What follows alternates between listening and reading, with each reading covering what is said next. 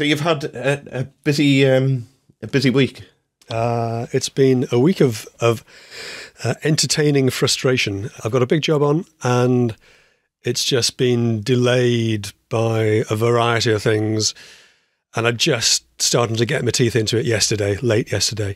I've been in the workshop for an hour this morning, and just to do a quick glue up, and now I'm here.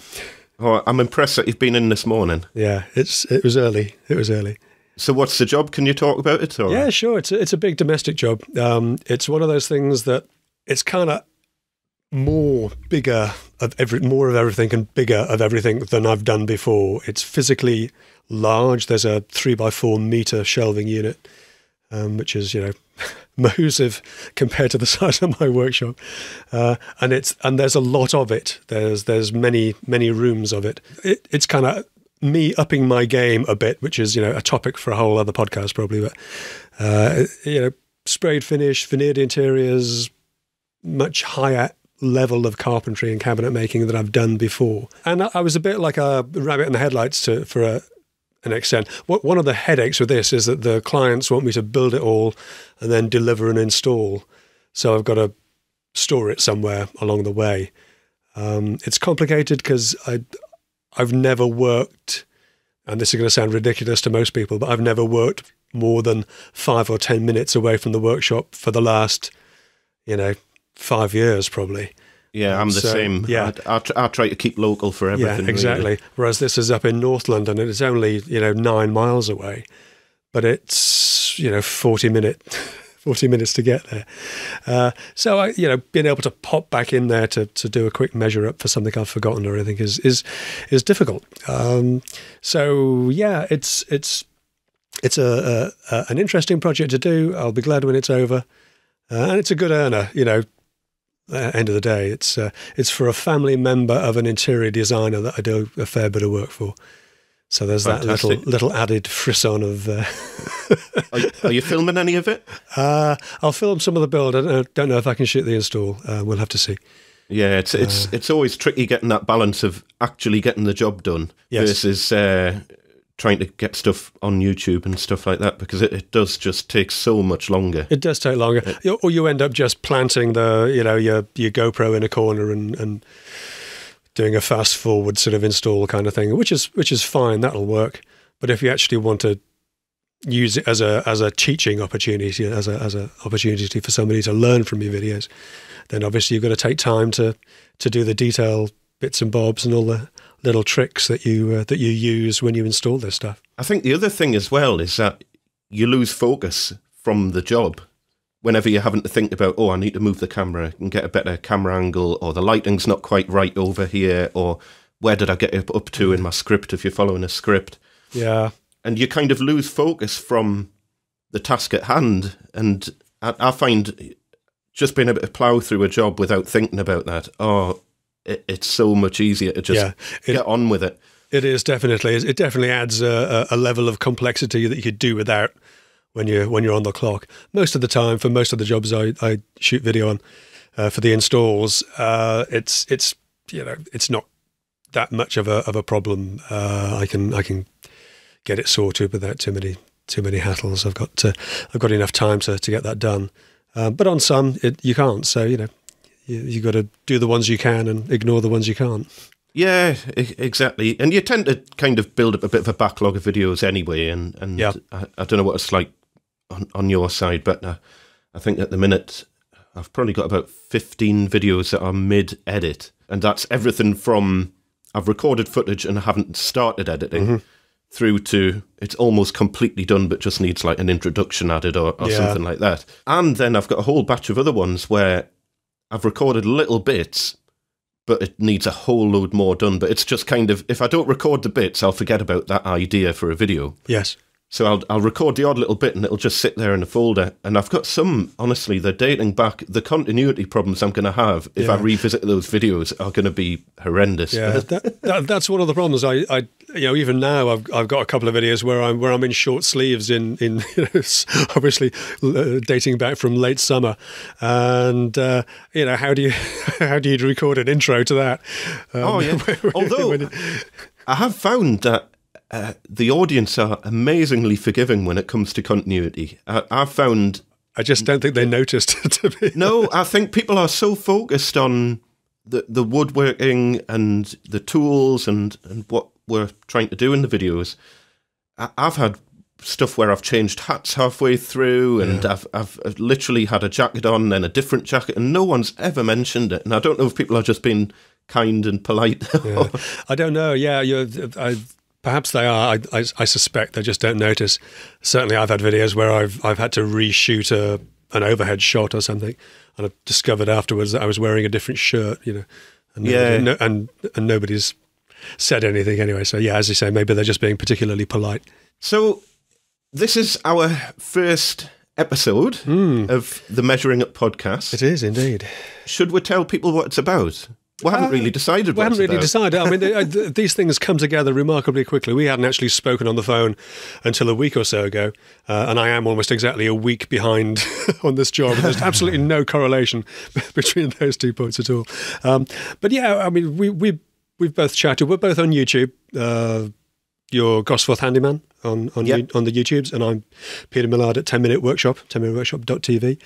And we've sort of chatted in each other's comments, and we've swapped a few emails and things along the way because we've both been aware of each other's channels. And it came up in conversation over email, the idea for a podcast, and it's actually come together incredibly quickly, literally in the last week or so.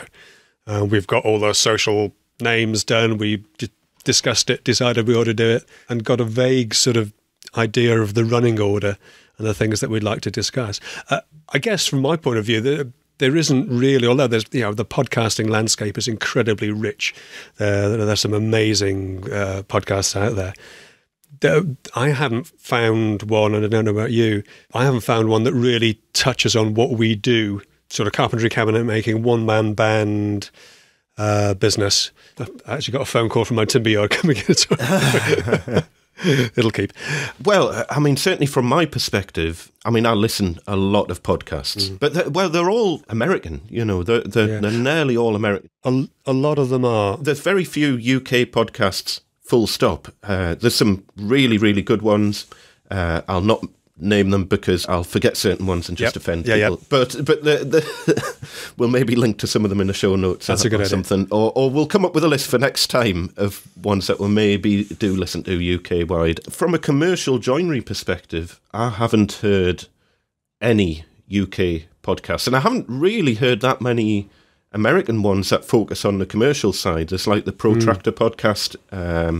I suppose making it to a degree because they are all full-time makers in America, but I suppose they're more YouTube. Those guys are full-time YouTubers, aren't they? That's the thing. Exactly. They concentrate very much on making stuff for their YouTube channel. I know Jimmy DeResta obviously did commercial work while he had his YouTube stuff going on. And I think he still does. I think he still does quite a lot of commercial work, but certainly Bob and David are, as far as I'm aware, everything that they're doing is kind of projects for themselves that they're filming purely for the YouTube side of things. But which is awesome.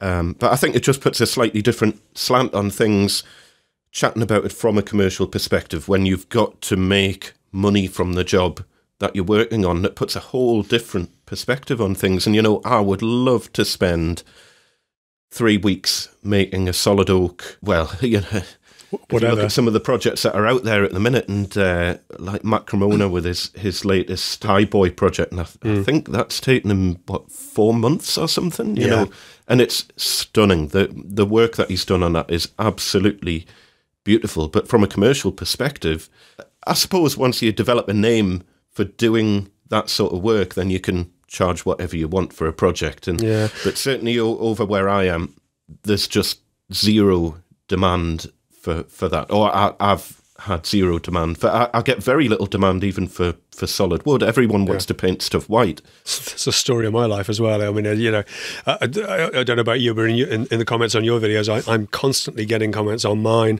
about why do you paint everything white? My standard response is, look, I'll paint them whatever color you want. I'll make it in whatever wood you want. 99% of the people who come to me for fitted furniture want white painted or maybe white with a hint of something darker, but it's almost always a white eggshell finish. And I'm unusually on this big job that's coming up, or that I'm sort of in the middle of, at the start of. It's actually, some of the little cabinets are actually Sapele veneer boards on the beautiful. inside, which is nice. Yeah. Have you worked with anything like that before? Then never actually. No, I did a little bit of oak veneer before Christmas. Did a floating shelf, and I've done a little bit of beech veneer on a desk a year or so ago. But no, I mean, the vast majority of what I do is painted, so, You've got to go down that route of building what the customer's asking for. And the other side, obviously, is the cost aspect of going down the route of solid wood or veneered. It's a much longer process for doing the work. You've got to be so much more careful on jointing to a degree. Yep. You need a different set of tools to a degree for working with that sort of stuff to get your really, really perfect joints, because you can't be going around and corking stuff up. And I'm not advocating going around and corking stuff up, but if everything's ultimately going to be getting painted white, that's kind of a flexibility that you've got. If you make a joint that is 0.5 millimeter out and it's going to be getting painted, you can fix it rather than recutting it. Maybe you should argue that, well, no, you should recut it and teach yourself a lesson and get it perfect. But sometimes you're running short on time. And perfect is the enemy of getting things done, I think. So, that's the thing. You're working to a price. You've got to get a job finished, and you need to move on to the next one. Yeah. So I think certainly from my perspective, it's trying to build a podcast that focuses on the commercial side of a boutique joinery business, which is kind of how I put myself across. Yeah, I saw that. Smaller... don't you find it a little restricting just making boutiques? It's can you not branch out and do sort of radiator covers or something? Someone said that in a comment. I think. Do you make anything else? And it's like, no, it's not quite what I meant. Yeah, and we'll probably get more into how we've ended up at this point. I don't know if we'll get into it in this podcast or not. Well, I think it's a worthwhile starting point, as this is the first one. I think it's probably worth, sort of by way of introduction, just giving a little bit of history, a little bit of background about ourselves and how we got here. Because I don't know about you, my background isn't in carpentry or cabinet making or joinery or anything like that. I'm not sure if yours was as well. Not really. It's an unconventional route into joinery for myself, but right. I hear that a lot with people these days. I remember watching an episode of Horizon about 5 or 10 years ago where they said that in the not too distant future, it's going to be very commonplace for careers to end when you approach kind of 40 or 50 and you retrain and start a whole new career because jobs are going to last so much longer, and we're going to be working until we're so much older that it's very difficult to do one job for 50 years. Yes, well, a job for life is a thing of the past now, I think, isn't it? Yeah, totally. And I think that's ringing true so much, and I see that across the board. I'm seeing people who were working in joinery moving into IT, and I'm seeing people who were in IT moving into joinery. It's a big crossover between IT and joinery. Yeah. I've noticed this as well. An awful lot of techie guys that I know really like fancied their chances at doing carpentry and cabinet making or whatever the finer joinery aspects of things. Possibly it's a mentality thing. It's Yeah, it's strange. I don't know if it's maybe slightly a creativity thing where obviously in IT generally you don't get to be that creative. Certainly if you're working in things like tech support and stuff like that, you're just constantly solving problems, but you never really get to design anything. I suppose if you're working more in the software development side, maybe there's more scope for that, but even then I would imagine things are fairly restricted. I don't have a huge amount of experience on the development side of things, but maybe it's that pent-up need to create something that just needs to be released eventually. Yeah, maybe you're right. And that coupled with a kind of logical brain that you have to have for working in IT, I think is quite a sensible crossover into making stuff. You've got to have that kind of quite regimented methodology. Yeah, you've got to be able to work stuff through step by step and kind of plan ahead of where that project's going to end up and how long it's going to take and whatnot. And just before we start on that side, I just want to make a quick apology because I'm absolutely, sod's law, first podcast, I'm absolutely full of the cold. So if I'm sounding a bit blocked up and stuff, I've been hit by the lurgy. It's not stopping us from getting stuff done, but it does mean that I'm a bit drippy. You've got a head full of stuff. Nasty. Yes, so if I have to occasionally kind of mute. And the other thing is that I don't know what the weather's like down there, but we're in the middle of this crazy kind of storm. We're recording this ahead of, for the listener, we're recording this ahead of time. When you create a podcast, it's a good idea to get 3 episodes out, between 3 and 5 at one hit. So iTunes ranks you a little bit better. So we're pre-recording these, and yes, Great Britain is in the icy throes of the beast from the east, they call it. It's just a bit cold and there's a bit of snow. But it is chilly out there. We're in London in particular. I'm in London, and Andy, you're in Newcastle. Unusually for London, big city, tends to stay warmer than the rest of the country. We have underfloor heating in the pavements, of course. It didn't get above freezing yesterday. It started at something like -4. And it got to -1, and then it started getting colder again. This morning it started at -1, and hopefully we'll get into positive figures at some point during the day. But it is fresh out there. It is brisk. Oh, tell us about it. So occasionally I'm just hearing these giant gusts of wind outside because it's kind of approaching gale force. And I'm not sure if that's going to come across on the recording or not. I'm hoping it doesn't. I've tried to move the mic a little bit away from the window. Yeah, I'm recording at the top of my house as well, and it's been pretty gusty here, although not too bad at the moment. But yeah, and that itself presents challenges with getting the workshop warmed up and paint drying. And let's just go back. You don't have heating in your workshop. Oh, I do, but but the trouble is by the following, my workshop, we've both got small workshops. Yeah. What size is your shop? It's about 300 square feet in total, but made of 2 rooms, which is really awkward. Each one's only about 8 foot by 16, roughly, 8 foot by 19. So mine's 250 square foot, but all in one room. So I've got literally all my wood and just stuff stacked up around the walls, right up to the ceiling, as far as I can go. So the benefit of a small workshop is that it does heat up really quickly. It does. And I've got it pretty well insulated and stuff. But still in temperatures like this, by the following morning, it's -2 in there. So I'm having to go in early on, switch the heating on, just trying to get it back up to temperature so you can actually comfortably kind of work. And even then, I'm struggling getting it above maybe 12 or 13 degrees. Is it a commercial workspace, Andy, or is it attached to your home? No, it's just my own garage. So it's basically 2/3 of a double garage. Okay. That I've taken over, which is another whole discussion because a commercial workshop is on the agenda at some point, but at the moment I'm just trying to eke it out without the costs for as long as possible. Mine is a commercial workspace, and I took it on because it was just so close to where I live. It's literally across the street from me, so it's as close as you can get without it being sort of attached to your house, kind of thing. That's an amazing find. Absolutely fantastic. And because it's a commercial space, it is actually heated. I have no control over the heating.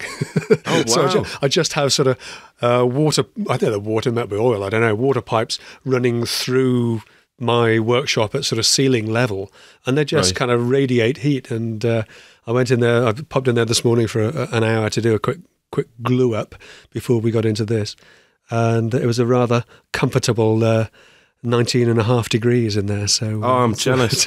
Very nice.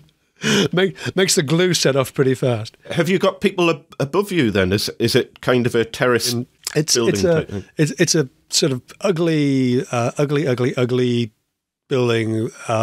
It's an old brownstone building originally that was a boot factory, and it was bombed during the war, and post-war they put up this hideous blue tiled monstrosity, and it's owned by a Polish charity. They split it off into little commercial units. I fell into a little ground floor unit at the time when I needed space. Again, we'll get into this a little bit more. I don't know if it's in this particular podcast, but in my former career, I was a professional photographer, and I had a muse premises on the fringes of London's Notting Hill Gate. So it was all very nice. Anyway, when the photography business sort of didn't pan out, I was looking for some commercial space, and that was available. So I took it on as the smallest photographic studio in the whole of West London, and now it's the smallest workshop in the whole of West London. So that was your photographic studio then? I shot a few bits and pieces there, but it's too small for that, really. Yeah. Oh, that's interesting. Yeah. That's interesting that it's too small for a workshop. Been able to repurpose it. Yeah. There's really nothing else. I've got my bandsaw now, which is amazing, and I've had to completely reorganise the workshop and chuck out stuff to fit that in. And I've got my assembly table kind of in the middle of the room. At the moment, I'm probably booked up with stuff till June with work, so I tend to try and get a big delivery in of predominantly MDF so that I'm not having to go constantly back and forwards. That is just taking up I've got MDF everywhere in my workshop at the minute. It's a forest of MDF. And it's to the point that now I'm having to store it on my assembly table because I've got as much as I can possibly get around the walls, and I've just run out of space, so it's having to just sit on my assembly table. But the problem now is that I can't get to my router table because my router table builds into my assembly table. Right. So until I've cleared down at least 3 sheets of MDF and got those cut to size, I can't get to my router table. So that's the challenges of a small workshop. I gotta say, small workshop woe is it's just a constant battle for space and efficiency, isn't it? It's like one of these slide puzzles for trying to move stuff around. Yeah. Anyway, so you were saying about how you started off and how you got into woodworking. I mean, I was a classic sort of schoolboy woodworker. I was good at woodwork at school. I was good at physical things. I'm good at making things. I was always making bits and pieces when I was a kid. I was a grammar school boy, and I wasn't very good at sciences. I was quite good at maths. I liked physics, but not chemistry.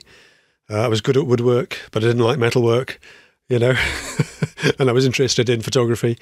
And they just didn't know what to do with me, basically. So I was sort of heading for to stay on at school and do A-level woodwork. And it looked like I was going to be the only A-level student we had 2 woodwork teachers, and I can't for the life of me remember their names. And one was the sort of the younger cool guy, and there was an older sort of bluffer, a little tash, and a ex-RAF sort of bloke. And he was the guy who took the A-level students on. So I was heading to stay on at school to do A-levels and do A-level woodwork and maybe maths, but I knew even then that was going to be a stretch because I found maths quite difficult. I just got in my sort of later teens, 14 to 15, I started getting interested in photography. It was just sort of an all-consuming hobby. I loved the whole idea of it. I loved cameras. I loved developing your own photos. It was the perfect match between physics and chemistry and art in a way. It was all about composition and so I got sort of mad keen on photography, and the school had a photography club, and you got involved in that. After I'd taken my O-levels, that's a set of exams that you do when you're around about 16, call them GCSEs now. I'd done that and was heading into A-level woodwork and something else, maybe maths and physics. My sister had been to art school. She'd done a 2-year foundation course. And I thought, well, they were holding interviews. I thought I'd just go along with my portfolio and see what they said. So I just had some pictures that I'd taken, and I'd run around. I'd been placed second in a national photo competition for a camera magazine, which gave me a bit of a boost in terms of credibility for me personally. Back as a 16-year-old, I went along to art school, and they said, okay, that's fine. We start on the 28th of September or whatever it was. And that was that. They just offered me a place there and then. So I decided to do that instead of staying on at school. I went to art school at 16. I did an A-level art, I think, and something else while I was there, and then went on to do photography, film and television at a degree level here in London, and stayed. Basically, I was a photographer for the best part of 20 years. As a photographer, there aren't really photography jobs unless you want to do sort of press type work. So the traditional route of becoming a photographer is to work as an assistant to another established photographer, and that's usually a self-employed freelance position. And One of the guys I'd been at college with, somebody he worked for, their agent knew a couple of guys who needed somebody to work for them, and it was one of those, who you know rather than what you know. So I worked for a couple of days a week for each of these guys, and then sort of got a bit more established in what I wanted to do in photography, because obviously photography is like woodworking. There are so many different varieties of what you can do as a photographer. And then I went freelance, went out on my own, and did that for, as I say, probably 15 years, actually shooting with my own sort of studio, my own workshop and everything. And that all sort of imploded, slowly first and then very quickly in 2000, in the year 2000. I'd worked very hard. They had the 80-20 rule. When you're self-employed, 80% of your work comes from 20% of your clients. That's one of those immutable facts. You can't get away from it. And I'd worked very hard to spread the variety of photographic work that I had around. So I was doing sort of decent quality still life product photography for advertising and design companies. I was doing photographs of children for sort of educational publications, sort of books that go into schools, sort of the educational publishing business, and a variety of other little things as well. And then, through no fault of my own, the two big design and advertising agencies that I was working for decided to merge, completely outside of my scope, and they decided that they had between them enough work to put an in-house studio in, so all that work went away. All the publishing work that I was doing, it kind of seesaws between photographic work and illustrated work, so drawings, professional illustrations. And we had a swing away from the photography side, more towards illustration. So all that work went. And I figured I was also 40 years old in 2000. And I sort of had a look around and thought, I've done this for, 15, 20 years, including the training and all the rest of it. I'm a bit long in the tooth to be hawking my portfolio around to sort of 12-year-olds in advertising agencies. Maybe it's time to do something else. So I sold, more by luck than judgment. I'd been able to buy a long lease on the studio that I had, so I sold that, paid a chunk of a mortgage off, and then I didn't quite know what to do with myself. So I had a nice summer off, hitting the gym 3 times a week and, doing all those things. And my wife said, well, there's 1,000 things that need doing around the house. Find somebody to sort those out. And I couldn't find anybody to do little odds and ends. So I started a handyman business. I started just a small jobs type of business. And then that grew into doing a little bit of everything. And now in the last few years, I've just concentrated on the cabinet making, on the fitted furniture side mostly. And here we are, almost 20 years later. Anyone who's thinking of getting into almost any trade, but certainly joinery, starting off in property maintenance and a handyman, and that's how I started, and I've still got the name on my YouTube channel, but that's not my business name. But starting off in something like that is a fantastic way of getting into the industry, because you get, as you say, there's no one wants to do those smaller jobs. And there's a steady stream of work but what sorted it for me was I stood at my front door, or, imagine standing at my front door in my back garden. I thought, well, give me a square mile, half a mile in each direction from where I'm standing now. How many houses, homes, flats, shops, offices are there in that area that needs something doing? I'll bet you there's 50 quid's worth of work that needs doing in every single one of them. Just a question of finding it. Absolutely. And that's how, we'll come to that on my side in a bit, but once you've started doing those sort of small jobs, those customers end up coming back to you for everything. Yeah. People try you out on small jobs before they want to give you something decent, something bigger, something more substantial. Because you're inviting somebody into your home, you've got to make sure that they're going to treat it with the respect that you do. Exactly. Yeah. And it's a great way of just getting that customer base up and running in the first place. And you're going to have to do a few unpleasant jobs that you might not particularly want to do. As long as you learn from it, it doesn't matter. And if you're building up a customer base of, and I've still got customers now who have used me for years for doing really horrible jobs like unblocking plug holes and, you know, the sort of stuff that you get called out to do if you're doing a handyman business. Yeah.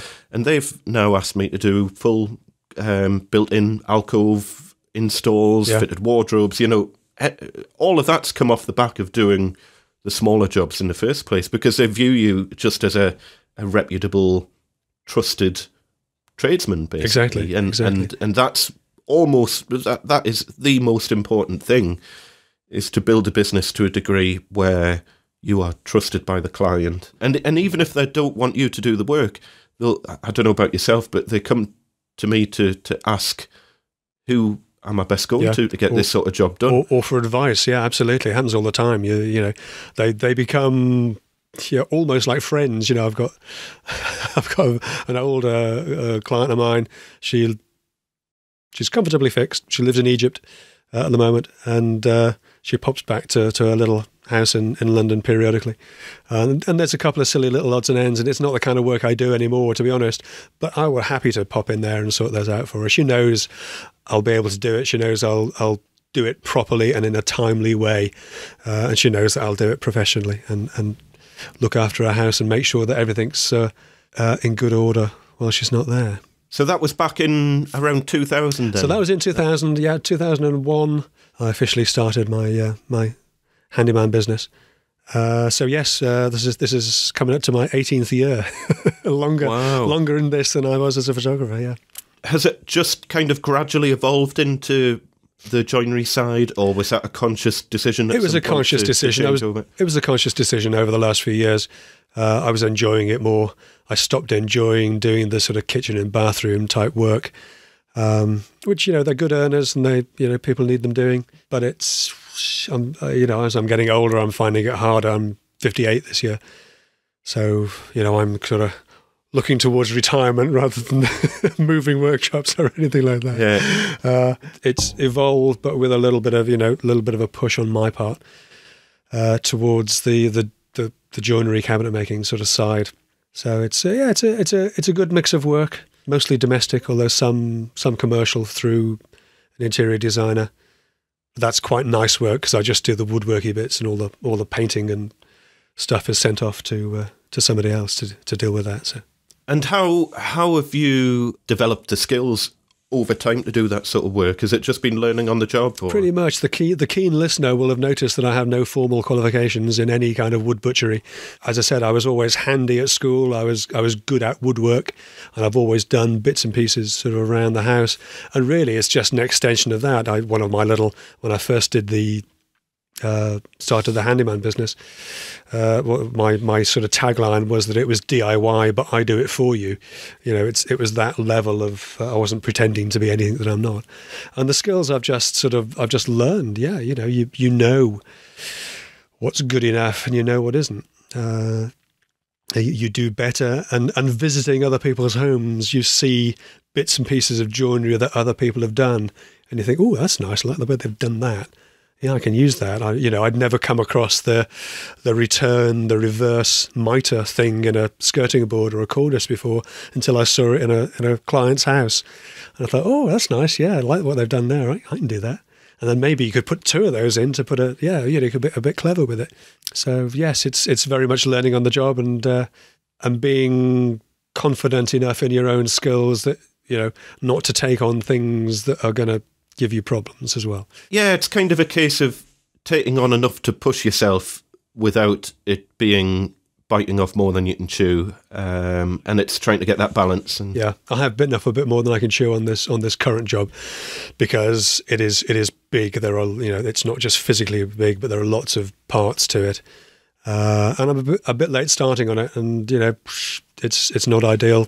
Rather than being caught like a deer in the headlights, I'll tough it out and get on with it, because that's what we do, you know. Well, you've got to crack on, and you've got to work through the problems. And the first job like that is always the hardest, and you'll learn so much from it. And then moving on to similar jobs or easier jobs working with veneer, it'd be like, oh, this is a doddle compared to the one that you've already done, and sometimes it's quite nice to go into stuff like that. And coming on from, basically to where you are now, how do you view developing the business over time? Do you view, are you planning on just keeping it yourself? Would you consider taking on staff or growing it or anything? No, like that? as I say, I'm 58 this year. My wife's a couple of years older than me. She's probably going to retire next year, maybe the one after. So I'm much more thinking about winding it down rather than anything. And that's just my time of life thing. No, I'm very happy keeping it just me. I've got a couple of guys I know who can come in and help me when I need just physical help with, bigger things. But I'm very happy keeping it just a one-man band, just me and a little workshop and a van full of tools. There's a good niche just for doing your smaller projects, and by smaller I mean not your bespoke fitted kitchens. Yeah. I would generally do anything up to wardrobe size. Yes. But even then, huge fitted wardrobes I probably wouldn't take on because it tends to turn into too much of a two-man job if you're doing giant sliding doors and things like that where you've got to have two people to lift them in and stuff. And I'd rather just keep it to this. I've got plenty work coming in at the moment, touch wood, but just kind of your mid-size one-man joinery jobs. Yeah. And that I kind of view my job size around the size of my truck. Right. I don't know. So I drive a truck and I have to consider for everything I'm making, how am I going to get that to the customer's site? So if it's a piece of furniture I'm making, I either have to make it so that I can take it to bits and put it in the back of the truck, or flat pack it and reassemble it at the customer's site, or I have to make sure it's no bigger than about 1.5 by 1.4 meters, and that will fit in the back of my truck, no problem. I try to avoid putting stuff on the roof after a slight horror story I had, but that's another story for another day. I think we've all had those horror stories, haven't we? Yeah, dear, yes. Yeah, that was a close call. Interesting. I've gone the other way on it because one of my biggest headaches being in London is parking. Parking is such a nightmare, and that's the other thing on this big job, where it's in a borough of London where there is only ever 2-hour parking. And you get charged an extra £4 an hour on top of the regular parking charge for those 2 hours for having the temerity to drive a diesel. So, it's just nice. 2 hours parking costs about 15 quid. Because there's so much choice of electric commercial vehicles. Almost none. Yeah. Very few. I mean, I would seriously consider it, but again, the problem is, where do you charge it? How do you manage to get more than 70 miles on it? Yeah. I would love it as well, but we're just not there yet. As I say, I run a small van, little Citroen Berlingo type van, car-derived van, and I have a guy who delivers my stuff for me. Similarly, because of the size of the workshop, I have a really good timber yard local to me that does the cutting for me. So I give them a cut list, and for the most part, they'll have it cut to size. Yeah. So if you make a bigger item, you've got someone who'll just physically take it from your workshop to the customer's site. Long as I can get it out. Yeah. Yeah. Yes. That's brilliant. Yeah, that's a good idea. I've been contemplating getting a trailer for some of the bigger stuff because I really like my truck. Yeah. Again, similar sort of thing. It's probably similar size to your van, right? And it just makes life so much easier. And plus, in this sort of weather, and it's 4-wheel drive, so I don't have to have any panics about going out and being able to get materials or go to customer sites, no matter what the weather is. Plus, it's a 5-seater, so if I'm going away with the family and stuff like that, I can still get the family in the truck comfortably and everything that we could ever want and more in the back. And it just works really well. So, but you do always have that restriction, and you see people driving around in the big sprinters and things, and you just think, oh, you can fit full sheets of 8x4 in the back of your truck. And you get that kind of slight in the back of your van, and you get that kind of van envy. It's like, yeah, but I still don't think the pros outweigh the cons. I can get a 3 meter length of timber down into the footwell diagonally and still get the back doors closed. Anything bigger than that will go on the roof, and anything large, then you either flat pack it and build it on site, or if it's possible to get it in fully made, then my man and van will deliver it for me, and we'll take it in between us, which is a big help, actually. I'd quite like just to have somebody else doing the installs, to be honest. That's the only sort of area I might develop the business in, if I can find somebody just to do the install, because that's a younger man's game, I think. Especially if you're in flats and you're not allowed to use the lift and all this sort of thing, which is no just lift, right. Don't get us started on that one. Yeah. But I follow quite a few people on Instagram, and you see the work that they're doing and the gear that they've had to bring up to do like a big fitted wardrobe install or whatever, and they've had to bring the whole lot up the stairs because they're not allowed to put it in the lift.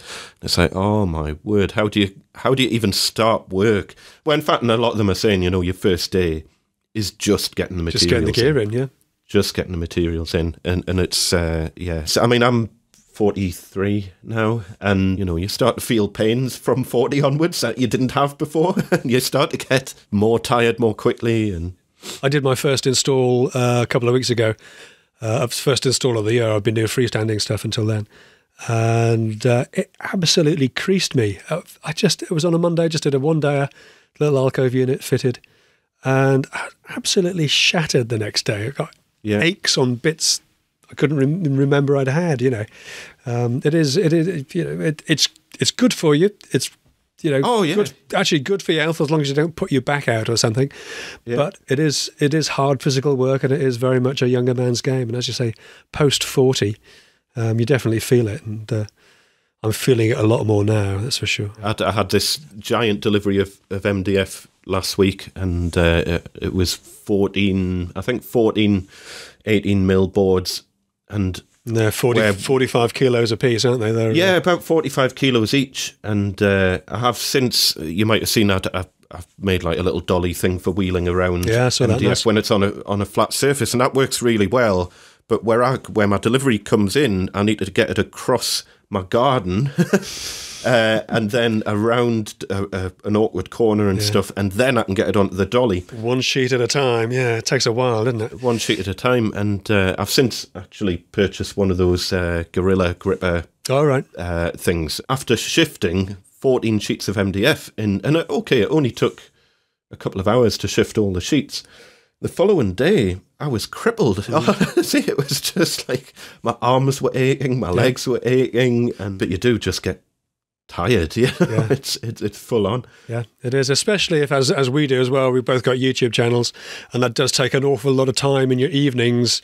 You're trying to stay awake and editing and all that sort of stuff. That is a topic for a whole other podcast, I think. So tell me about your background then. What's your background in if you came to the joinery side of things in a slightly roundabout way? A very unconventional route into joinery. I wouldn't particularly advise going down this route, but it worked for me. Very similar. I grew up making stuff from a very early age. I was always making stuff with Lego and Airfix models. My dad was an auto electrician, and he had an auto electrical workshop. He was self-employed, so during all the school holidays and stuff, I'd be hanging around his feet. A workshop rat. And the thing is, he would get us helping on certain jobs, probably just, and sometimes he would just set us away cutting a piece of wood or just making stuff. I remember at one point I could strip down alternators, and he would literally just give us an old alternator and just say, here, you can do what you want with it. And I would strip it down to all of its component parts and put it back together again as quickly as possible. And then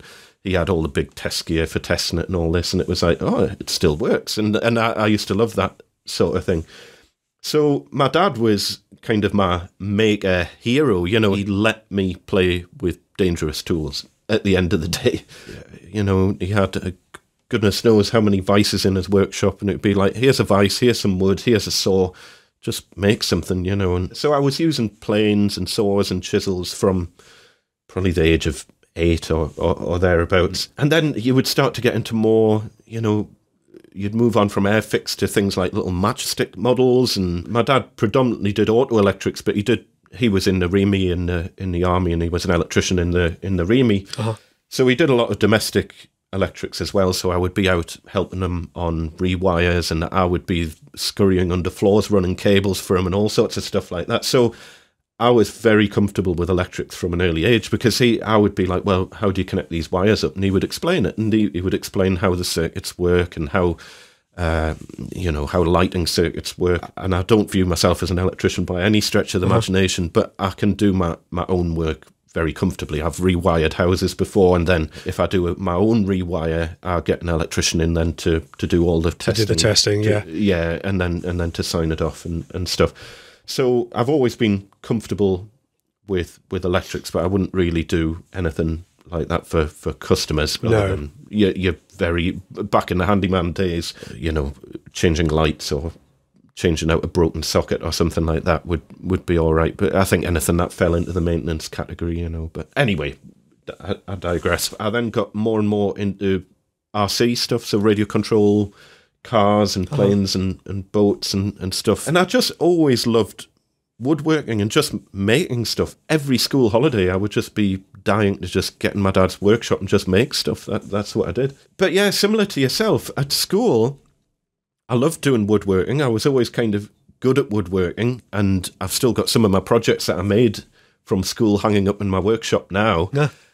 Which I managed to kind of salvage from my parents' house, and they're still there, and I still look at them now and think that's actually pretty good, considering I was only 11 or 12 when I made that. It's all right. I came across my mum, lost my mum a couple of years ago, but my dad's still going strong, and he's in a retirement flat, sheltered accommodation now. And I came across a little stool that I made when I was 14 or 15, and it's still going strong. It still looks great. My mum had recovered it because she was a soft furnishings whiz, and it's like you look at that and you think, actually, it's not bad. I'm not sure I could make little through mortise and tenons that well now because I'm just way out of practice with it. So yeah, it's nice to see this stuff from way back.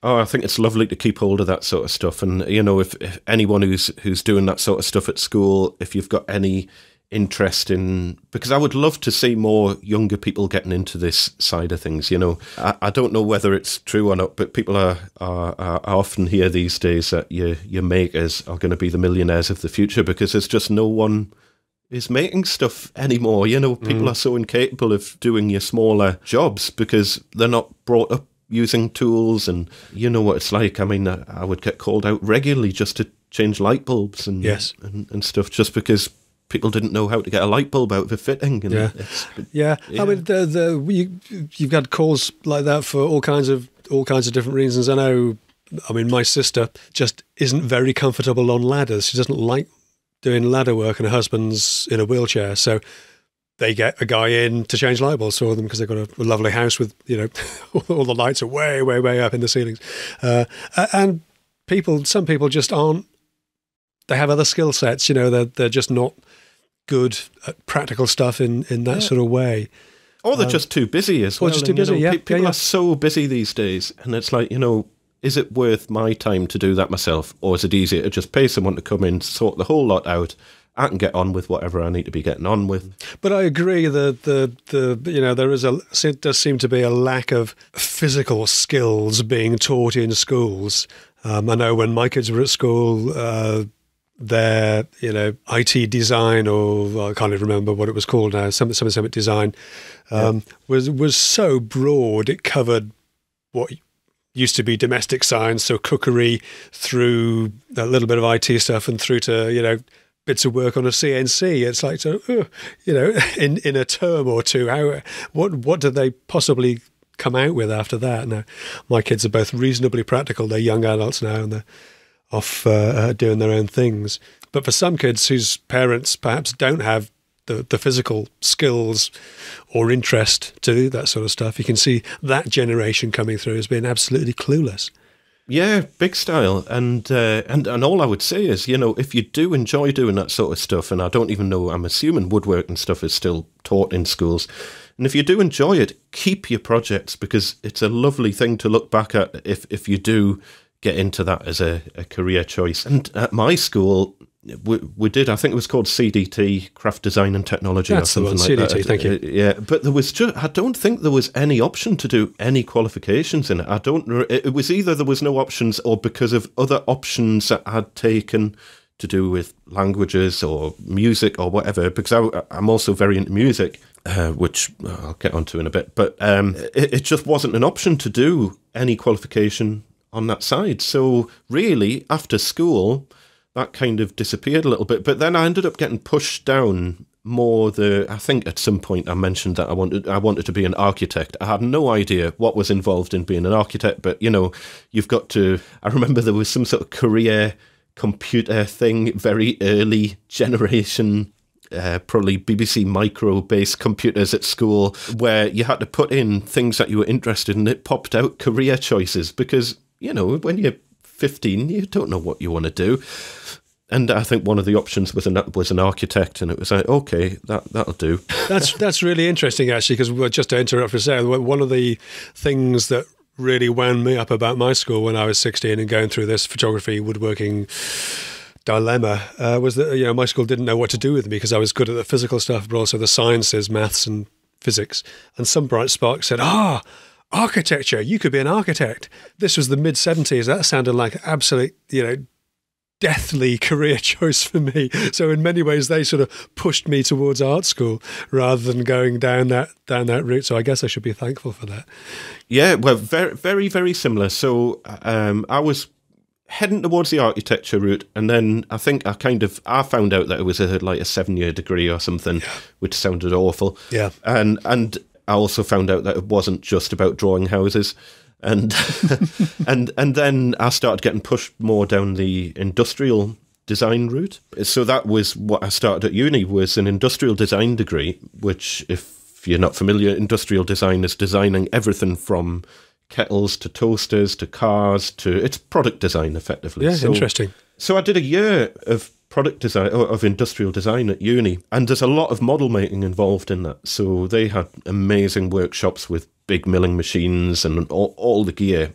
So for a year, I was shown how to use quite big industrial tools in the model making workshop of the industrial design studio. But the model making side I loved, but the rest of the degree I hated. It was so boring. Oh man, it just wasn't for me. It was probably 90% technical, 10% actually making stuff. It wasn't for me. I wasn't particularly enjoying it. But then my life took a whole different turn when I was 19 and my dad suddenly passed away. Oh.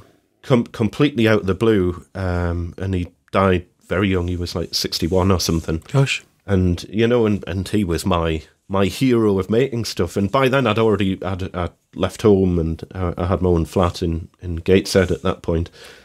And yeah, so my world kind of fell apart. Although, to be honest, my mum was so distraught at that time. I was kind of having to support her through it all. And it was just totally out the blue. So really, it was a time to rethink everything. I'd kind of headed down this career path of industrial design that I didn't want to do. And my dad passed away in the August, and all I could think was, I'm not going back in September. I just can't face going back to that degree. That is not happening. And I had to very, very quickly think, because I was living on my own in my own flat, renting. I had to very quickly think, well, I need to start another course because I need the student loans. I need, my whole life was revolved around being a student, but I wasn't living at home anymore. And I had to very quickly think, I need to sign up to another course. I had no clue what to do. I was also very into music. I've played the drums from a very early age, and piano and violin as well.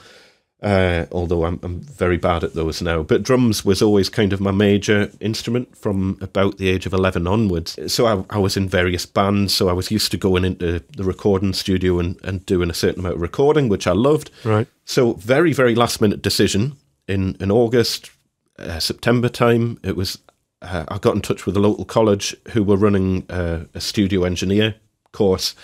And I signed up to that, and I managed to get signed up to it and start the course literally within a month. Did that for 2 years and got qualified as a studio engineer at the end of it, which was awesome, but completely pointless. There's so few jobs in studio engineering in the Northeast. At that particular time, there was maybe 3 decent-sized commercial recording studios in the Northeast, and it only takes 1 person, maybe 2 at a push, to run a recording studio. So this course is churning out 30 to 60 trained studio engineers per year for 3 potential jobs which are already filled, and they're going to remain filled for the foreseeable future. So really, unless you were prepared to move to London, then... Where the streets are paved with gold, incidentally. Well, yeah, exactly. But where you might stand a chance of getting into the music industry, which wasn't in the best of states then, and it's even worse now. It was just a dead-end career choice, unfortunately, but it was a very, very last-minute decision, and I'm glad I did it, because I met some amazing people, learnt some great skills, which has really formed a foundation for a lot of other stuff that I've ended up doing on the back of that.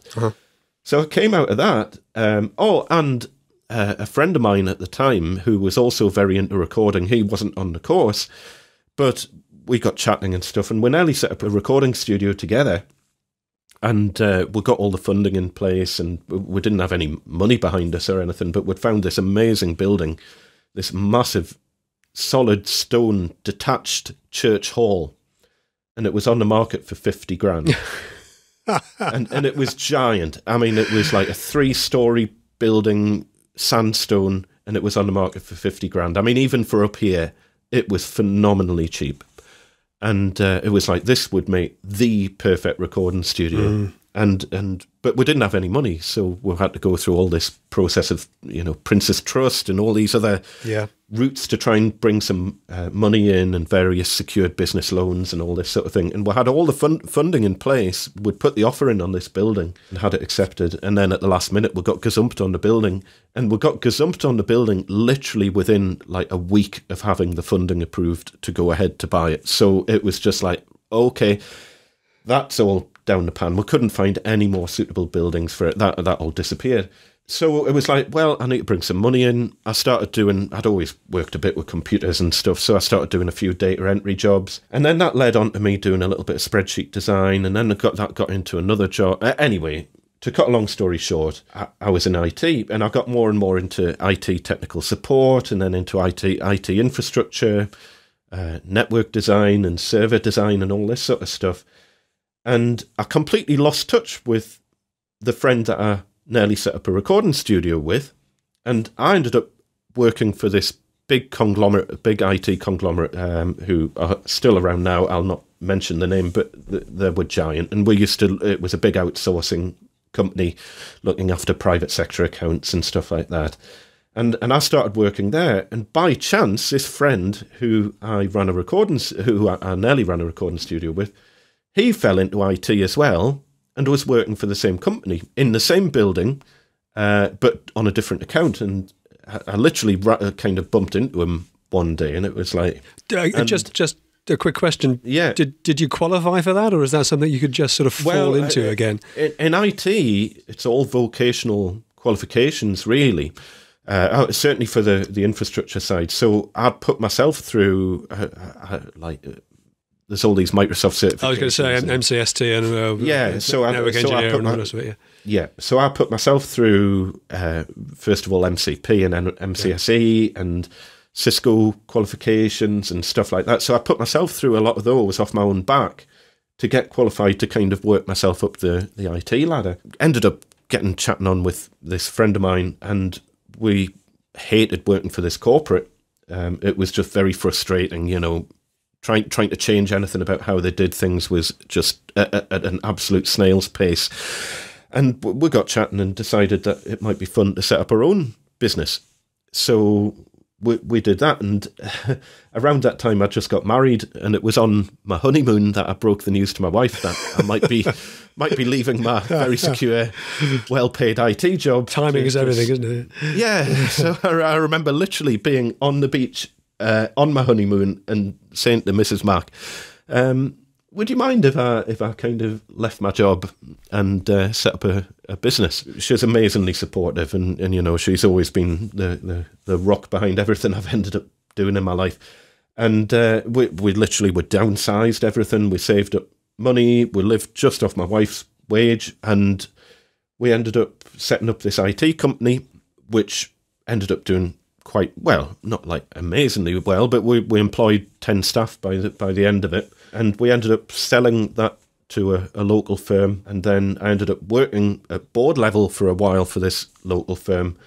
And then, which I hated, working at board level. That's not me in any stretch of the imagination, you know, getting dragged off to venture capitalist meetings and all this. But you do learn a lot about how business works. Very interesting, but not my thing. Worked a lot in the project management side of things. So I'm a qualified project manager. And at that company, I ended up actually setting up the company that we'd been acquired for. I set up their cloud computing division, kind of commercialized it. I set up the commercial side of the cloud computing division, which is still turning into quite a big thing now for that company.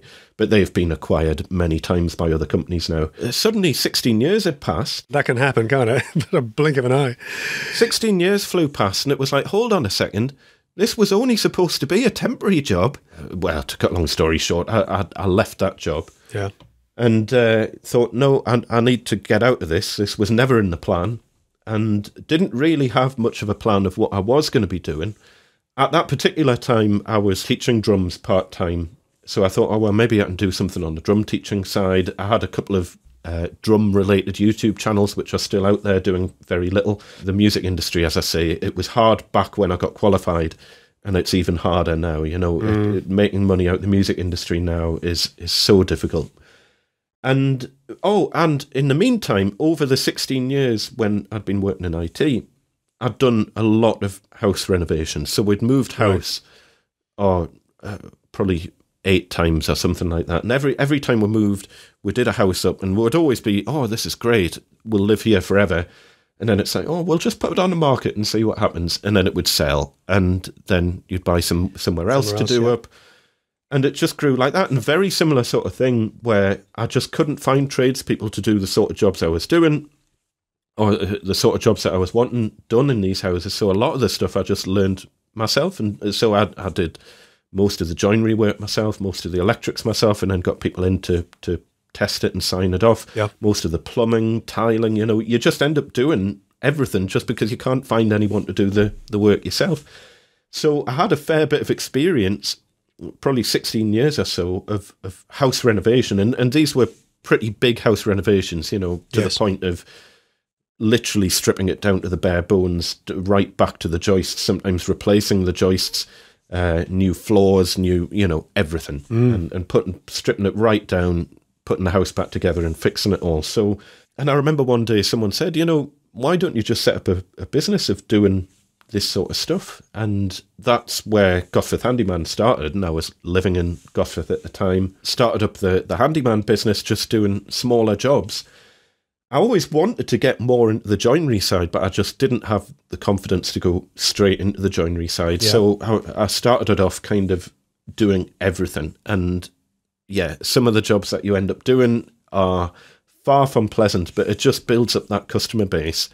And then probably over the last 3 years or so, everything has just gradually started to become more and more just joinery and nothing else. And then I ended up changing the name of the company for all local work. So it's now Gosforth Bespoke Joinery, and all I do now is, well, a boutique joinery firm, essentially. So smaller joinery projects, essentially anything that I can do as a one-man band. But I've kept the Gosforth Handyman name just for the YouTube thing. I think it's worked out quite well separating those two as 2 separate entities. And plus it kind of gives us the flexibility to do other stuff on that channel. Because the YouTube thing happened very randomly as well, which I'll come back to on a separate thing. And then various other things happened, and I had to stop the drum teaching because of my mum's in a home now, and she's getting on and has Parkinson's and various other things. So she's not very well. So, and it was just something had to give, and the drum teaching had to go, unfortunately. But, you know, you just run out of time to do. You can't do everything. So now my life is purely making stuff out of wood and YouTube. And that's kind of where stuff has ended up. I still don't have much of a plan in terms of where I want to take things. I think the one thing that I learned from running the IT company is that it's very, very stressful employing staff. For 5 years of running the IT business, I didn't draw a wage at all. I just survived living, and it was the same with my business partner. We both survived just basically living off our spouse's income, because for every penny we took out the business, we couldn't employ someone. Yep. So it made a lot more sense. If we can get by, I'd rather take on another person, another network engineer, or another salesperson, or whatever. And it snowballs like that, and it becomes quite stressful. And it's a responsibility as well, because you're suddenly responsible for every person's well-being, their mortgage. You employ 10 people. That's 10 mortgages you're effectively funding, as well as wages and food bills and their entire lifestyle as well. It's absolutely. Yeah, it's a big responsibility. And the thing is as well, at a 10-person business, we weren't big enough to employ like our own accounts team or our own HR team. So all I did most of the accounts myself. Obviously the accountant would do, but all the management accounts and day-to-day accounts I used to do, because basically I did everything on the operations side, and my business partner did everything on the technical side. So I was looking after the sales, marketing teams, the as I say, accounts, finance, HR, trying to keep up with just, and it's even worse now, employer pensions and trying to keep up with all the legislation. It's so stressful. And I always vowed, if I become self-employed again after the business was acquired, I'm going to try and keep it as just me. And I'm going to really fight tooth and nail, although there's been a lot of situations recently where it's like, I could take someone on, but I'm really trying to resist that temptation at the minute, because it turns it into a whole different beast, into a whole different animal. Yeah. And it's not the route that I want to go down, but we'll see. So, yeah, not the most conventional route into joinery. No, indeed, nor mine. So interesting, isn't it? It's really interesting. A lot of crossover there. Yeah. And to people listening, we've deliberately not spoken to each other about this before today, because we wanted to talk about this on the podcast. Preserve our sense of wonder. Yeah. Yes, and for it to be news to both of us, how we both got into this industry. One of the key things with everything I've done is knowing when to stop, knowing when to walk away from a job. If you're not enjoying something, that's when you start to lose pride in your work. And I think that's a killer of any job. As soon as you've lost pride in what you're doing, it's time to find a different job. And I think that's one of the biggest problems that I see today, is a lot of people, they're viewing it just as a job, but not something that they particularly enjoy or a passion, and they don't have that sense of pride. And, there's a lot of people who are immensely proud of the work that they do. And it's lovely to see a lot of these new YouTube channels that are now coming about, where they're really promoting a business ethic of doing a job well. Yes. And working hard, it's hard work. We both have YouTube channels, and this podcast may have legs, may not. We're kind of committed to doing a season, aren't we? A series of 10 or 12 on this. Oh, we best tell people about that. Yeah. So it's going to be, the plan is for it to come out every 2 weeks. Yep. But we're going to launch the first 3 episodes back to back straight away, so that iTunes has something to kind of feed off and stuff. So after the first 3 are done, so it's going to be a little bit weird for these first 3 episodes because we're not live yet, but I'm sure on the basis that we've been going for nearly an hour and a half and we haven't got through half the stuff we're going to be talking about. There'll be another show. I don't think we're going to run out of things to talk about. I don't think so. So then from then on, they're going to be every 2 weeks. Going to do it in seasons of 10 episodes per season, and we'll just see how things go. So exciting times. It is. That's the plan. It's like, we basically have too much time on our hands and we just love the sound of our own voices. So yeah, exactly. Exactly. What's the fun of an 80-hour week when you can make it a 100-hour week? Why not? Yeah. So in the regular podcasts, we'll have a little bit of intro and a little bit of chat, and then there'll be a sort of topic of the week, which we discuss, and then we'll sort of do a what you're watching kind of thing, and an outro segment as well. That's the sort of format that we're going to follow, I think. Did you have any ideas for next week's topic, or do you want to keep it a surprise? Let's keep it a surprise, because I've put literally no thought into it whatsoever.